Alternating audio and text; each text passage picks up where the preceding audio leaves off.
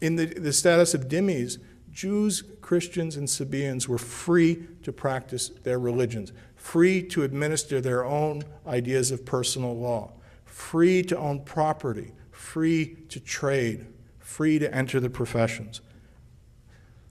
Yes, they were not given full equality, but compared to anything that had gone on before the 7th century, Jews and Christians enjoyed remarkable freedom. And the proof is that every small, radical Christian denomination that disagreed with Rome or disagreed with Byzantium or Constantinople are still found in Egypt and Syria and Lebanon and Palestine and Iraq. They're not found in Spain or Portugal where they had the Inquisition. They're found in predominantly Muslim countries that protected the rights of any kind of Christian, whether they believed that Jesus was fully divine or fully human, or two separate Jesuses, as long as they respected the authority of Islam, of the Islamic State, they were free to practice their religion.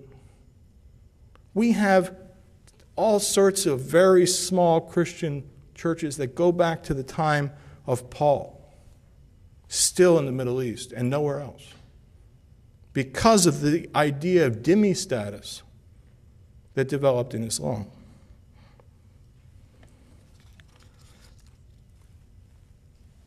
Jews prospered in the Islamic world until the 20th century and continued to prosper in places like Egypt until the 1956 war with Suez, until tensions over the Arab-Israeli conflict reached a point where it began to be difficult for Jewish minorities in the Arab world. But for almost 1,500 years, that was not the case.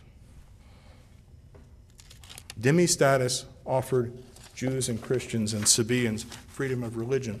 And using that model, Zoroastrians were given freedom of religion, and Hindus were given protections, not quite on the par with Jews and Christians, but in similar ways.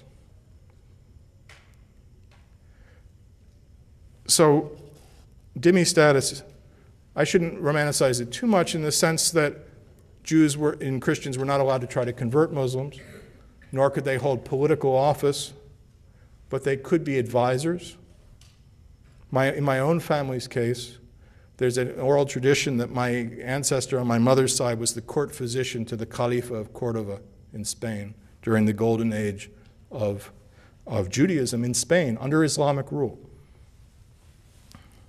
For the next 800 years, the heartland of Jewish culture in the world was the Muslim world, where Muslim philosophers and Jewish philosophers worked on common problems about ideas of God, and they influenced one another. They engaged in debate. Many of the great Jewish thinkers of the Middle Ages wrote in Arabic.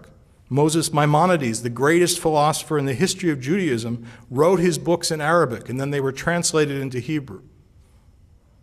Moses de Leon wrote the greatest mystical text in the history of Judaism in the 12th century in Muslim Spain.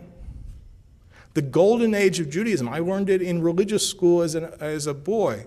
The golden age of Judaism was now they tended to downplay the part that it was under Muslims in Spain, but it was in Spain in the Middle Ages.